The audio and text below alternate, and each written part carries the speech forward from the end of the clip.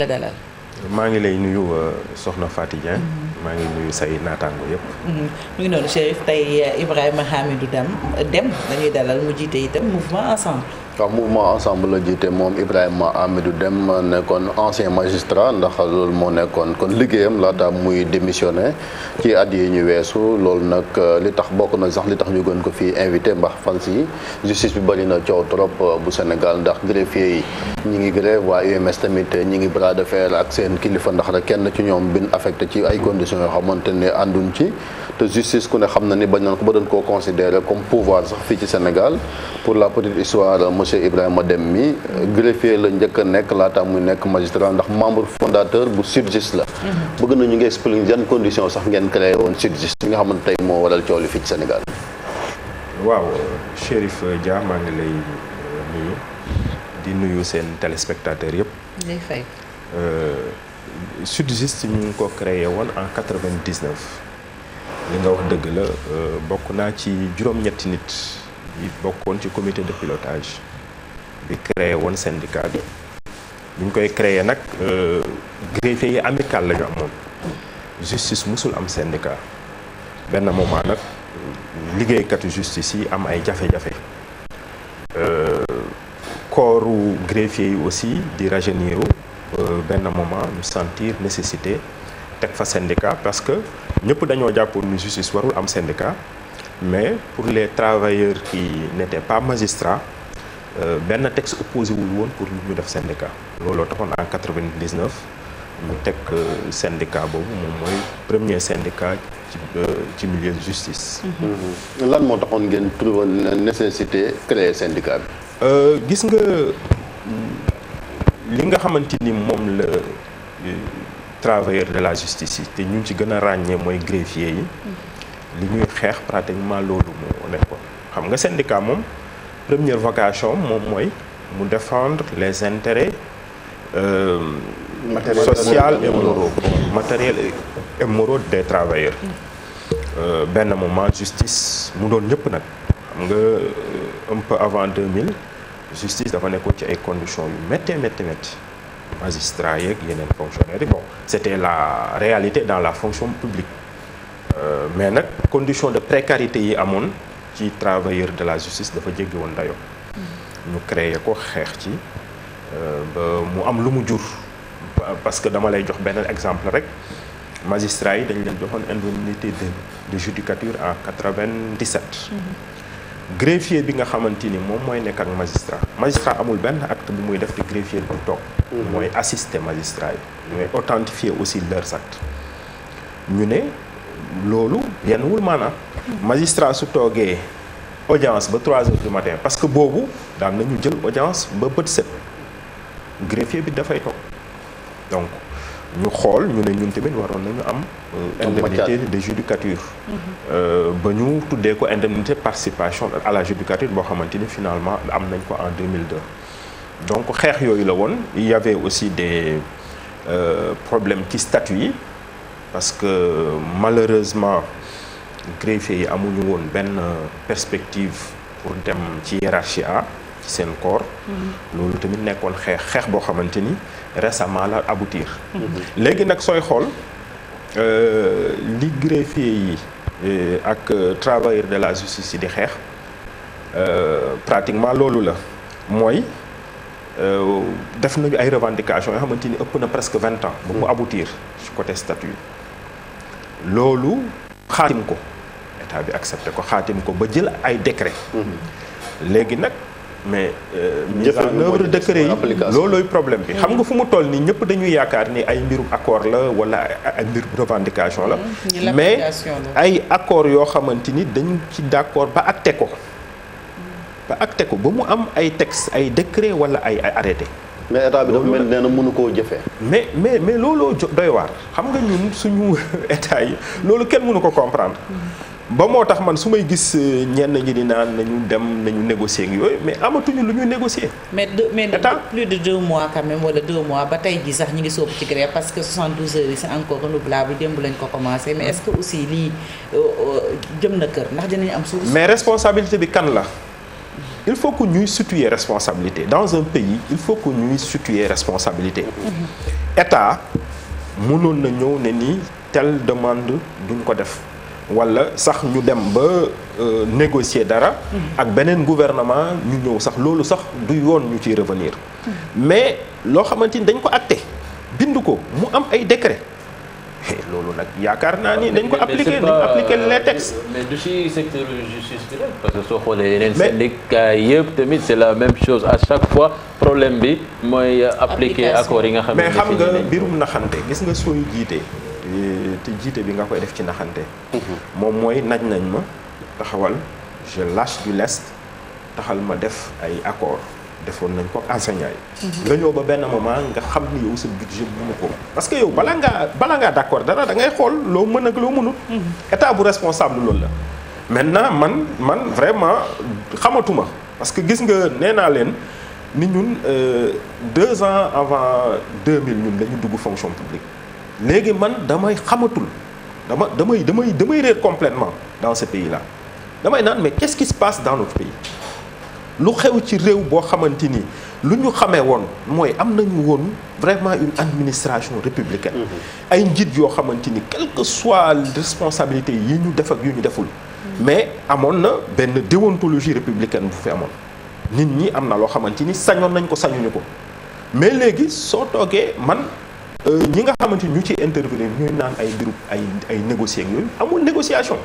état dafa war a responsable loo jël ba xaatim ko mu nekk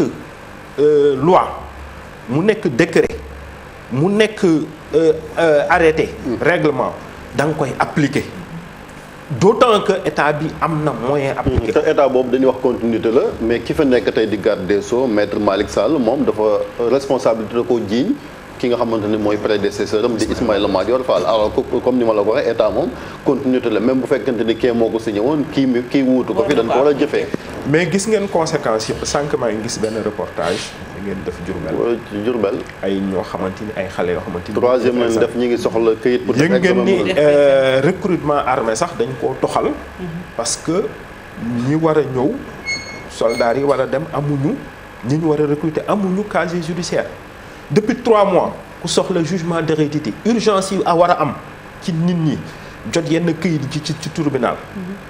ñu tere ñu ko parce que y a un état vraiment il faut le dire c'est un état irresponsable. et puis armée boobu sax ñu ne dañ leen di former ñu remplacer leen ñooñu aussi. loolu moom mooy scandale bi te loolu man j'en appelle aux magistrats vraiment aux avocats parce que tamit lii su toogee ba yegg fii magistrats yi am nañ ci responsabilité avocats yi am nañ ci responsabilité magistrats yi ñoom ñooy liggéeyandoo greffier yi. bu ñu nangu chaque fois vraiment ñuy dévaloriser justice moom mooy ñu jël n'importe qui ne ko ni na ñëw liggéey ak ñoom nekk greffier dafa am taxawaay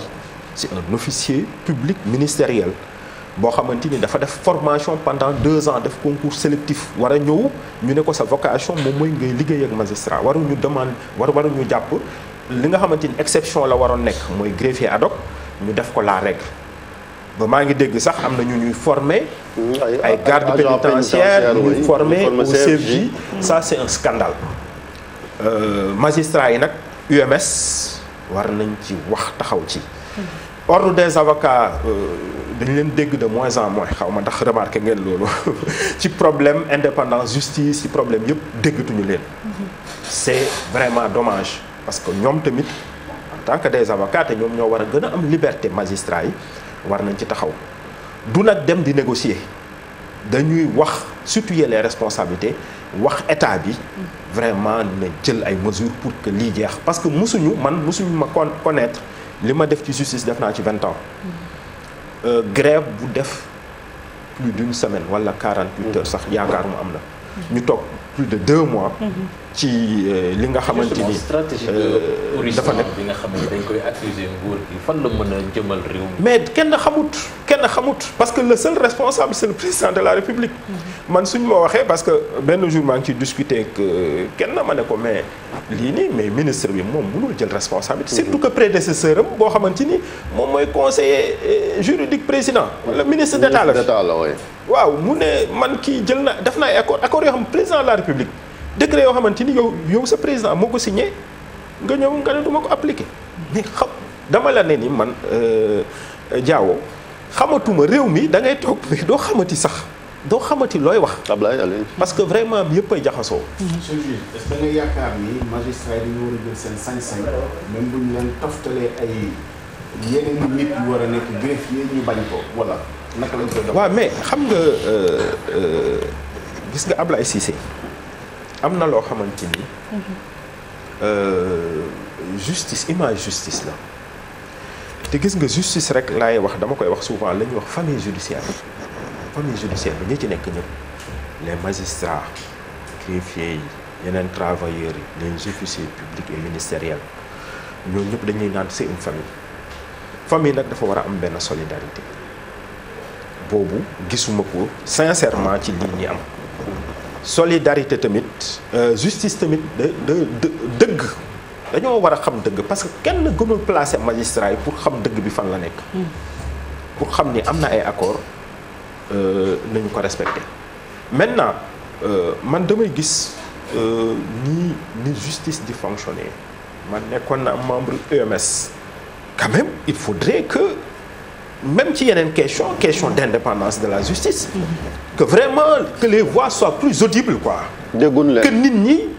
taxaw wax ne vraiment ça n'est assez vraiment lu ëpp day tuuru question yi yëpp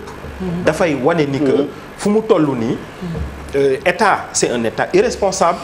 mais devant aussi des agents des fonctionnaires des magistrats des avocats des officiers mais foofu qui l'aide ñu ngi koy dimbali ci irresponsabilité boobu. léegi li ñu gisoon mooy yaa ngi wax sànq solidarité boobu dafa mel ni xawoon naa tàggatee ba xëy na sax temps yi ñi ngi commencé àndaat ci ba ministre bi laalee fu nekk ci ñaari parti yooyu parce que gis nañ ni président tribunal bu Fatick mi ngi doon sax dox demande d'explication kii jiite SYTJUST ne dafa def abandon de poste ba ni xalaat ay radiation moom tontu woon na UMS génn moom it ñaawlu ne dafa attaque kenn seen collègue ba est-ce que loolu aussi du gën a faciliter tâche bi ñi nga xam te mooy exécutif bi. waaw c'est malheureux su fekkee ni exécutif bi dafay mën a utiliser magistrat yi vraiment parce que secrétaire général SYTJUST dañoo ne dafa abandonné poste depuis 8 ans su fekkee léegi lañ ko constaté c'est très grave vraiment su fekkee léegi lañ ko constaté c'est très grave loolu rek di wane ni que gis nga nit ñi nañu gën a gis nga justice ñun certes jóge nañu fa mais dañuy chaque fois amul milieu bu ko ëpp importance man dama koy wax te nit ñi suñu xoolee liñ fiy jooy lépp ci réew mi lépp lu ñu fiy jooy ñu xool fan lañ ko war a saafare su fekkee génn na justice rek dana ma jaaxal donc nit ñu taxaw justice bu indépendante di nit ñi nga xamante ni xam nañu la lu tax ñu teg leen fi man daal loolu laay appelé ñu ñaan nag que grève bi ci boppam ñu def suñu kéemtalaay kattan ba mu jeex l'État doit prendre ses responsabilités le chef de l'État vraiment war na taxaw ci lii parce que lii c'est vraiment un scandale. li ñuy fissuré wu na quand même dans la famille judiciaire nekk nga ci ñaari greffier magistrat léeg-léeg ñu gis greffier yi yëkkati revendication yoo xam ne dañuy joxoñ sax magistrat yi ci par exemple fonds yi nga xam ne bëgg nañ ko war nañ ko séddoo te muy de droit pour magistrat yi greffier yi ne liggéey bi ngeen def moom la ñuy def war nañ ci am magistrat yi léeg-léeg di am incident yoo xam ne duñ jàppale greffier yi comme ci seen xeex bi avocat yi naka noonu est-ce que yaakaar nga ni fissure te am na ci ak est-ce que famille judiciaire la ba léegi est-ce que ñoo bokkandoo lu ñuy bëgg. waaw ci problème bi moom vraiment man comportement yeneen corps yi jaaxal na ma ci. Ils doivent faire preuve de plus de solidarité mais fissure moom yaakaaruma ni am na waaw nañu def preuve de plus de responsabilité c'est dans l'intérêt de tout le monde. li nga xamante ni moom mooy dëgg moom mooy yoon nit ñi respecté ko. man je pense que loolu ñëpp fu ñu mën a àndee mooy ci dëgg ci yoon. surtout nag su fekkee ci milieu judiciaire la ñu nekk. waaw les gens qui sont appelés ñoo xamante ni vraiment. ñoom la ñu yaakaar ñoom ñoo gën a xam. ci indépendance justice boobu leen bëgg taxaw parce que am na beneen problème mooy fii bii pa moom UMS ñoo am jafe-jafe ak seen kilifa ndax kenn ci ñoom muy président tribunal Podor bi. nee nañ dafa inculpé benn kilifa diine. gars yi teg pression ne ko libéré ko mu bañ ba affecté nañ ko mu toll nii waa UMS nee nañ sax dañuy saisir cour suprême jël na ni avocat loolu aussi dafa mel ni indépendance justice bi ni wax ba léegi grève la fii ci Sénégal. xam nga question yooyu dama ciy dellu ba nga xamante ni dafay dem. mais yaakaaroon nañ bi nga bi nga fi démissionné ak yooyu xëy na. waaw problème yooyu dina am ko régler mais ba léegi c'est sur la table. xam nga yàlla defoon na ci wóolute magistrat yi man nekkoon membre conseil supérieur de la magistrature bi ma ciy génn ci genre problème bi la parce que mbir yi dafay dellu te dañ koy regretter du ni waxoon nañu ko mais dañuy regretter parce que suñ ciy defee benn acte ñun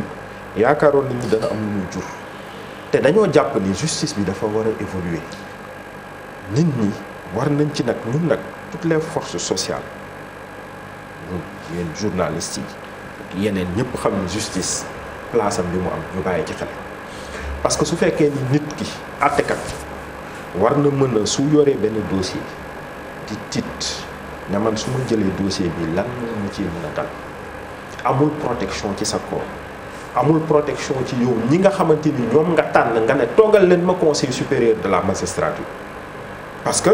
le président de l'UMS dafay nekk en même temps membre du conseil supérieur ñun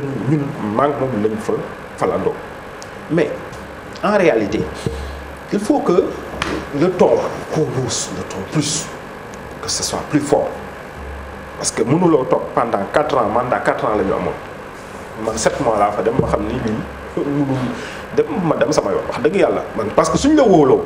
teg la dara. nga xamante ni mënoo. président UMS dafa defut liggéeyam. ñuy def nguur gi di def lu ko neex. mais nga jël say responsabilités. ci naka. ou bien nga wax wala nga jëf. naka ci naka. mais nga jëf lan lañ fay am nañu ay moyens de rétorsion magistrat yi taxaw vraiment wax ci. parce que kii xam nga juge la comme ni nga ko nekkoon moom sax du procureur boo xam ne mën nañu koo doxal te nee nañ sax ci consultation à domicile. ci consultation à domicile la loolu moo tax mu gën a grave. consultation à domicile moo tax mu gën a grave man parce que man bi may njëkk a démissionné man damaa bàyyi lettre. bàyyi fi bind lu tax parce que consultation à domicile yi moom lañ defoon la règle. xam nga suñu demee nag gis nga at yii nii gis nga règle yi amoon yëpp ci république. su fekkee dañu koy teggi di teg leneen ñëpp di ko nangu ñuy dem ba dañ koy banaliser léegi danañu dem ba suñ koy continuer danañ dem ba dañuy jël yeneen mesures yu gën a grave mais dañ koy banaliser dañu ne lii de amoon na fi waxuñu dara donc man loolu daal nañ ci bàyyi xel bu baax a baax dañuy dugg ci beneen fànn xam naa ne léegi kii bi jot homme politique nga gis nañ ni ñu bari jamono ji dañoo jàpp ni que politiciens daal dafa mel ni dañoo déserter terrain bi bàyyi chef de l'État moom kese muy doxal bien vrai que joxoon nañ ko fi ordonnance ci xeexum Covid bi déjà yow naka nga gisee gestion ci épidémie bi ci jamono ji ñu nekk nii est-ce que l'État gère la situation ou bien y a un laisser-aller. mais Diaw kan la ñu fal kan moo nee woon fal leen ma su ngeen ma falee ma teg réew mi ci yoon ma jël ay décisions ma gérer seeni mbir comme ni ma ko war a gérer quand même il faut que ñu xam nit ñi mais c'est le chef de l'État te dafa am leneen loo xamante dafa am solo mais su fekkee nit ki dafay gérer lu sensible xam nga mbirum mbas mi dafa sensible ñeneen di taxaw di waxee neneen mais dañu naan ni mais mën na gêner sax li nga xamante ni état ba nga koy def ñun lu ñu mën moom mooy def ay contribution ñun particulièrement ci suñu mouvement am na ay 4 contributions yoo xamante ni personnellement man def naa ko sama page Facebook depuis pas mi commencé ñuy contribuer dañoo dawal weer ñu évaluer ne dañuy yokk nombre de tests yi ku dem suñu page Facebook gis nañ ko pour ñu xam mbir mi fan la nekk ñu mën koo riposte bi ñu gën koo cibler loolu la ñu mën état bi dégg peut-être que ñun notre voix n'est pas très audible. mais seen région ba Thiès mbas moom mooy presque 2e région bi nga xamante ni moom la Covid bi gën a laal. waaw mais Thiès aussi am na benn réalité Thiès ni mu jógee Dakar Thiès tamit c'est la 2e région la plus importante. très bien waaw ñu des sax ba tey ci diwaanu Thiès ak leneen muy lu jëm ci wàllum foncier gis nañu ne taxawaloon ngeen benn kuréel boo xam ne collectif sax pour aar ñi nga xam ne ñoo fa nekk ak seen suuf mais bradage bi day wéy ba léegi ba sax da ngeen ne woon da ngeen introduire ay mbir ci yoon ak yooyu mbir moom fan la toll. waaw léegi gis nga su ma delloo ci mbiru Thiès bi rek ci mbiru foncier bi dafay dellu rek ci li ma lay wax nii man dama toogoon ma jaaxle lool benn jour dañoo toog il y a 10 mois ñuy défendre suñu espace vert fi ñu dëkk jeunes yi di ko défendre finalement ñu dem ba benn moment ñu mën ma impliqué wu ci ñu taxaw ci benn jeune ñu jël jeunes yi nga xamante ni Descos ñëw liñ fa defoon suñu espace vert ni ñu ko aménagé Descos ñëw dindi ko dagg ko avec la mairie de Thiès lu extraordinaire ñu jàpp lendemain bi am jeunes yi luñ fa defoon jeunes yi dindi ko ñu ñël jàpp jeunes yi benn jeune posé ma benn question boo xamante ni loolu mais daf ma ne mais grand kan mooy suñu recours fu mu toll nii man sentiment boobu moom laa am fu mu toll nii réew mi da ngay toog ay paradoxe la ñu nekk xam nga soxna Fati am na lu jàll journaliste yi lay wuñ ko bu baax mais man daf ma intéressé la journée de l'arbre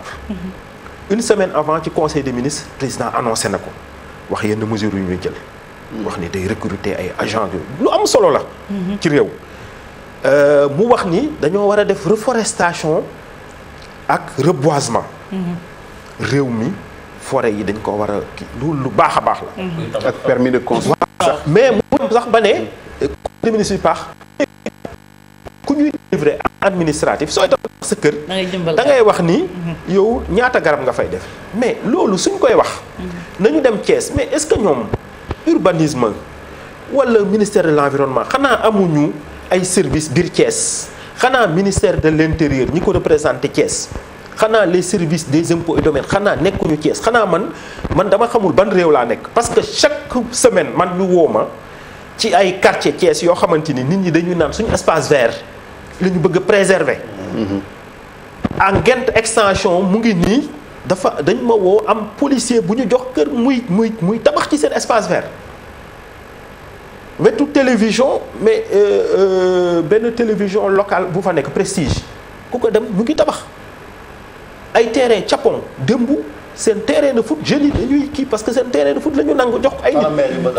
mais mairie bi la man je persiste c'est le non xam nga yéen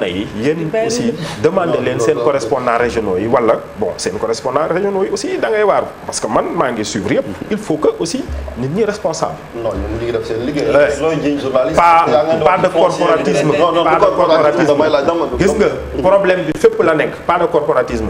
dem leen defi reportage dem leen yéen ngeen defi reportage ngeen dem defi reportage ci foncier Thiès bi da nga am lu ngeen gis lu doy waar. yow jiñoon nga ci ay journalistes mais taxawal man je suis très man du ma waxantu nee naa la bi ma leen waxee lan la ñu wax après dañoo am suñu coopérative lan laa wax ay terrain yoo xamante ni dañu ko désaffecté illégalement ay terrain yu ñu jël ci ay nit. jox ko kan ñu joxaale ci ay journalistes dañ ko weddi. gis ngeen seen communiqué dañoo wax ni dañoo am coopérative. coopérative boo xamante ni dañ koy jox yow ñu jël terrain jàmbur jox la ko sa coopérative quand même. On est dans quel pays gis nga les responsabilités il faut qu'on les situe partout partout ce pays-là du ñu jiite rek de les problèmes sont partout il faut que ñu identifier ko léegi man lu ma ci bëgg a wax yow leer la nga loolu ci journaliste yi ba xam ci yan condition la leen joxee parce que